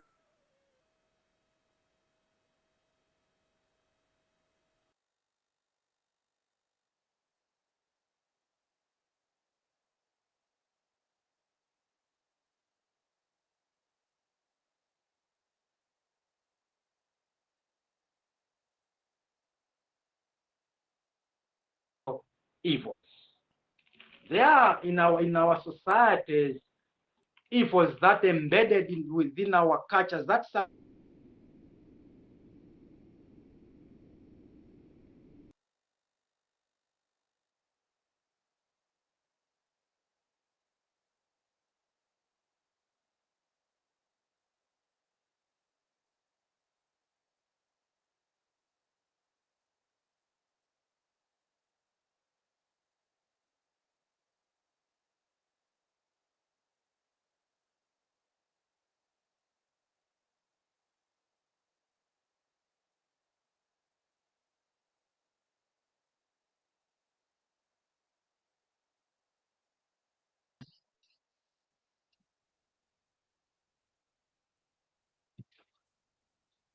Mzee, are you there?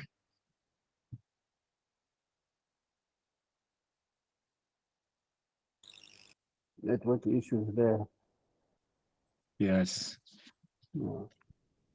Very problematic. Yeah, he has left the meeting, and so I think he's rejoined.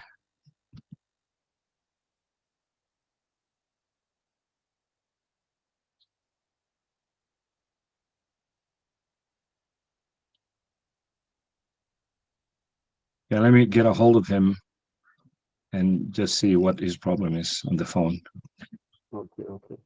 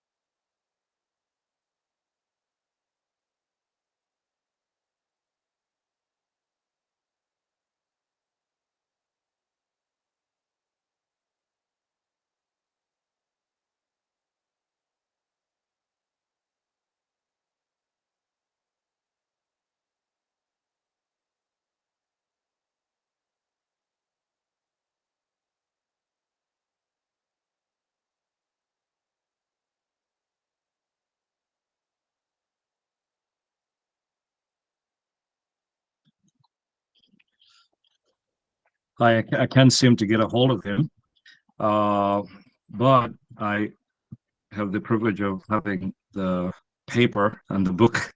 So he had spoken of 5 reasons why Christians should participate in secular politics and political processes, and I think he had done. He was on the 4th one. So the first one was because government was established by God, and then the other one, the second one was let's see, was because of the potential of the government turning from its God-ordained tasks. And then the third one, because of human dignity, rights, and freedoms. And that's where I think you started breaking off. And then the fourth one was because of the need to combat systemic and structural evils. And the last one actually is because crucial social issues often require political solutions. And my thinking is he may not be able to get back, but if he's back, then he can do the question and answers. And we don't have that much time, actually. We have about 5 minutes from our 6 o'clock ending time. So maybe their comments, yeah, if there are comments, and then maybe even a question or something, we can, between me and Professor Ross, we can try and answer this. Yeah, please fire away.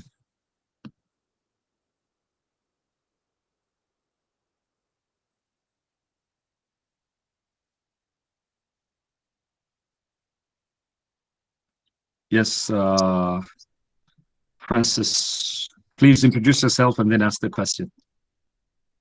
I'm Francis Kudzura from Mzuzu University, Yes. a lecturer in Mzuzu University. Thank you, sir. Please go ahead. Yes. I find the discussion very interesting from the first one, the second and the third one. And the Mzee's presentation actually comes again at the very right time when I think the Catholic bishops have just issued their pastoral letter, which I think has touched on a number of issues. And I think it justifies what Mzee is saying, the role of Christians in governance. I think indeed, if we are talking about us still being colonized, let's ask ourselves a question: have we Christians, or have Christians been involved enough in the development and decolonization of Malawi? So I've enjoyed the discussions. Thank you. Oh, great. Oh, great. Thank you. Thank you for that comment. Any other comments or questions? Yes, Frank, go ahead. Introduce yourself and then ask the question or make the comment. Frank Chirwa, Zuzu at Source. Listening to the first presentation by Prof, I like that one very much, but I wish he would have talked about the Kamuzus being identified, entitled as Tisumbi Mpambe. There was a song that was done on that one as a Wambiaya, as well as a Christian himself, and how we could use the weapon of politics to be called Wamiaya and being entitled to Sumpe Mhambe in a song that he enjoyed so much in other celebrations. I thought you could allude on that one. Ufulu is continuance of Prof's presentation, as I saw it, and linking again the evils of the Kabuzuism, sorry to say, but that's what it was. In the idea of the last presentation of the need for Christians to participate in the politics, in all the presentations, they are matching very well on the responsibility of the Christians. However, I wished that the last presentation would quantify that, establish that by reference to the history of Christianity, of state and church relationship. That would have spiced the discussion of the need for Christians to participate. And number two, that Christians themselves have done something. Most Christian organizations have done something, because politics, participating in politics, is not only reacting to some evils that are perpetrated by politicians, but there's a positive side also of participating in politics, in development, like clinics, hospitals, disaster time, offering, assisting the affected people in disasters, and all those things would come in, not just the politics of reaction, because you can also apply the hermeneutics of suspicion to the discussion of the last discussion, or because I wished if there was established a textual establishment, because it's biblical, to ground the need of Christians to participate in it. So one would apply a hermeneutic of suspicion because of the understandings that we have as people, or as interpreters of the Bible in one way or another. You would have established a stronger ground on that one. I've not read that book, but all in all, the presentation is just very, very powerful and good. Thank you very much. Oh, thank you. Thank you. Any other comments? Yeah, probably we can take 2 comments or questions. It's 1 after 6 right now. Okay, yes, a question from Grena, and then we'll go to Fred. So let's start with you. Yeah, it's me again. I think something just, I think what I've noted regarding all the presentation. It's not only the role of Christianity in, or the role of Christians in politics, but also in fighting the evil powers. In this case, like I would say, the colonialism, how it started. And Dr. Felix Chiro, you talked something about Black consciousness and how all these powers like colonialism, our first president Kamuzubanda, not empowering the Malawians enough to be able to fight for themselves. So they were put, I think the emphasis was on obedience, kusunga mwambo, and those hierarchies are still there. So it's difficult for many regular Malawians to find a problem with the idea of superiority, because somehow there are many who feel inferior. So even when they are Christians, they have God-given rights, they have God-given mandate,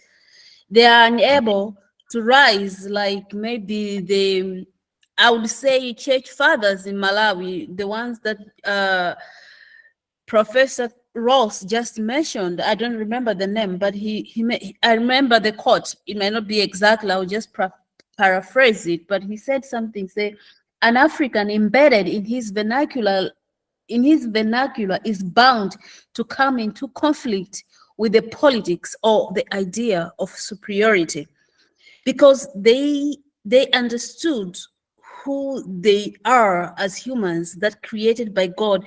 They have the same rights as anyone, because the Bible says we are all God's children, and they understood that, and they were able to stand up against oppression. But sometimes we lack in Malawi, I would say, I don't know if it's the correct word, but we lack in this area because people don't feel empowered enough, or probably maybe in their Christianity, they are not embedded enough to understand this idea. And then you find, as we said, that Kamuzu didn't embrace even the vernacular language. I mean, we see the same in our churches in Malawi, right? Like other preachers, even when they could preach in Chichewa in an audience where everyone is understand, they prefer to only use English. And so these things persist today.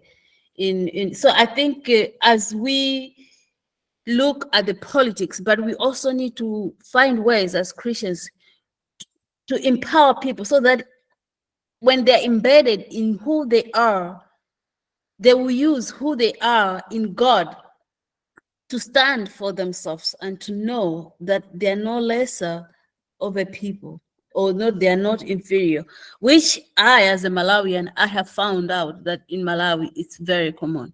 I don't know if it makes sense, but yeah, I just wanted to put that a comment. Well, thank you for that comment, Grena. And I noticed Mzee is back. Mzee, I went on ahead and read your last 2 points from the essay about the political involvement, and so we're taking questions on comments. And Grena had a comment which you just made, and Fred also had a hand up and wanted to ask a question or make a comment. So Fred, if you're ready, just introduce yourself and then make a comment or ask a question. Well, thank you, Dr. Nyika. My name is Fred Mpamanda. I'm a lecturer at Magu.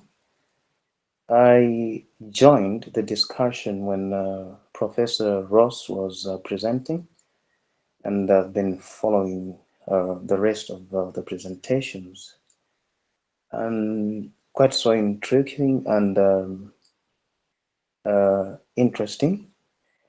But I wanted to dwell so much on your presentation, Dr. Nyika. I really found it very enriching and quite so helpful. But I wanted to understand if we can strike a balance, especially when we talk about decolonization. Do we really have a particular standard from which we can say that we, in as much as we want maybe to deal away with a match of what colonialism has done, do we really have something that is dependable upon which maybe we can build our black consciousness, so to speak? Or do we have any system that we can use to probably bring back that sense of dignity and worthiness in black people? I don't know if it's Well, that's making yeah, that's making sense, and that's a really great question. And again, I think the reality of that identity crisis, the Malawi 2063 document, actually makes it quite clear that we're talking about mindset change, and that mindset change is the pillar of the other, is the first of the pillars in terms of our development. Yes, I would say that we already have those resources. One of the things that happens with the colonial matrix of power, in terms of the colonial, the system of knowledges, right, is that there is like a rubbishing of indigenous knowledge systems, right, indigenous knowledge systems and values, and so that things like Ubuntu, which is our ethical value system, would not be taken seriously. So I think, as we're talking of Black consciousness, and I think at its heart as well is Ubuntu, right? I think we can draw on those resources, right? We can draw on resources like Ubuntu to be the one that we can build a decolonial value system where, in colonialism, you have this oppression and hegemony that Ubuntu would basically say, no, we all are created in the image of God.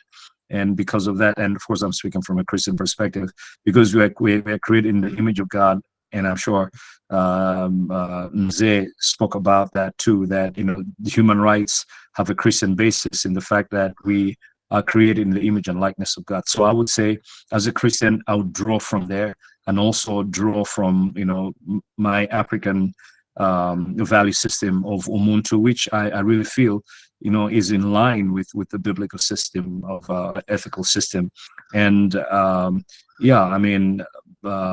Augustine Musopole and Ubuntu theology, Ubuntu ethics, I think would be a great place to go to in terms of looking at how we can recall this Black consciousness, this not a Black supremacy per se, but really an understanding that we are created in the image and likeness of God, and we're equally important just like everybody else. I don't know if that answers your question. Yes, that answers it. Thanks so much. Thank you so much. Oh, great. Now, I know we cut short Mzee's presentation, and so if you have questions for Mzee, or maybe Mzee, you want to wrap up just maybe a minute, 2 minutes, and then you can take questions. And I've noted your hand, Chisomo. So let's go to you, Mzee.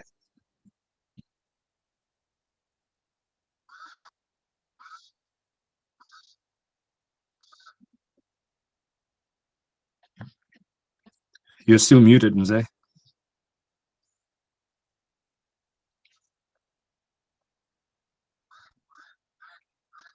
Okay, as we're waiting for Mzee, let's go to Chisomo. You had a question, and of course I had said we have one more. We have 2 more questions. Maybe we can finish that. Yeah. Not a question per se, but a comment to the great question that the gentleman asked.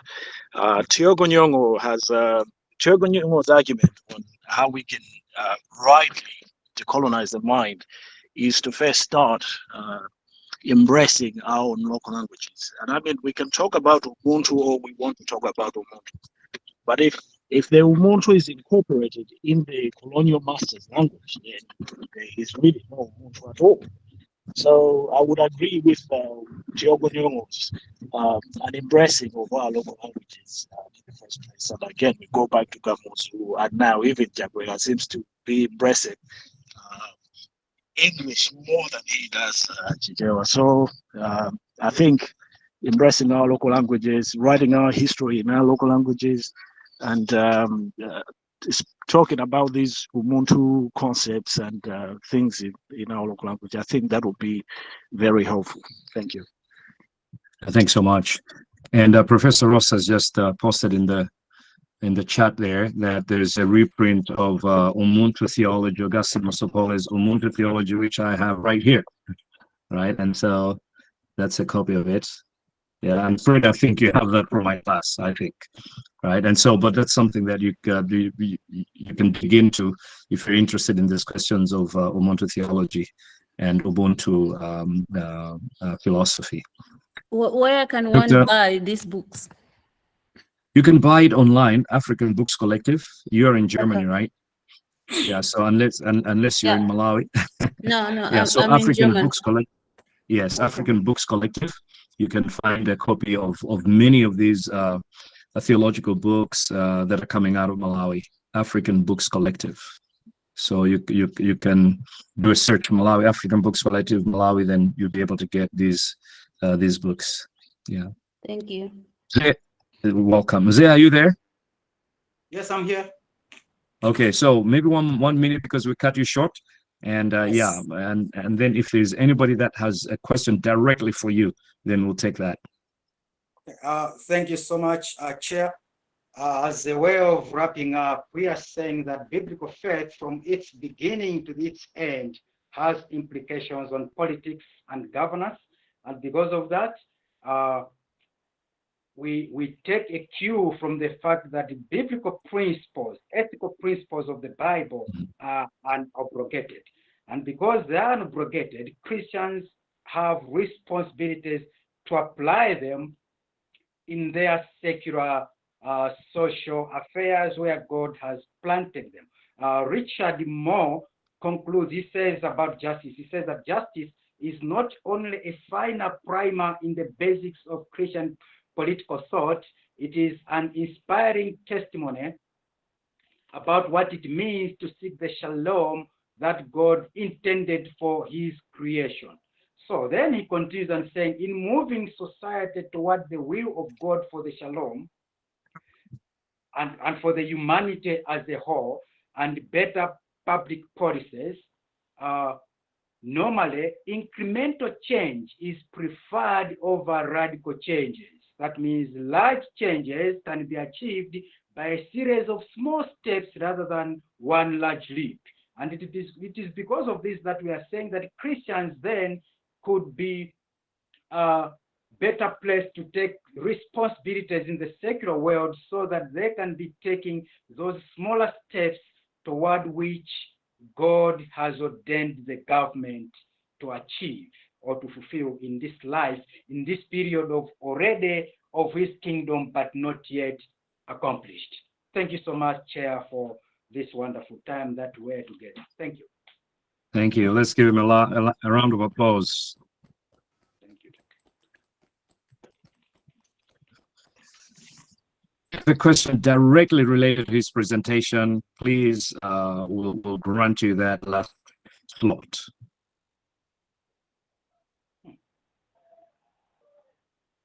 Thank you. Okay, it looks like we don't have any, but this was a great time. Thank you for being a part of this, and we'll be continuing these conversations, especially this confluence between Christianity, religion, and politics, especially in our African context, Malawian context.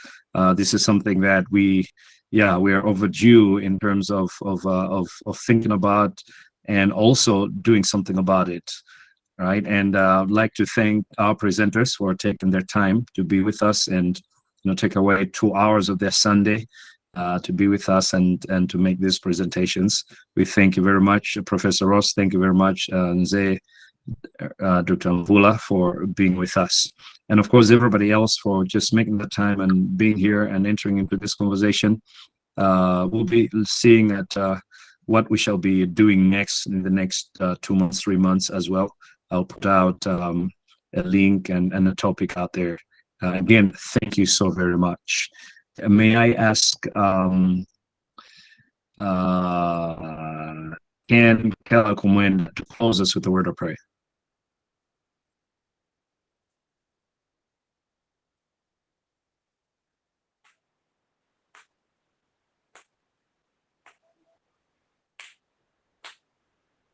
All right. All right. Thank you, Dr. Nyika.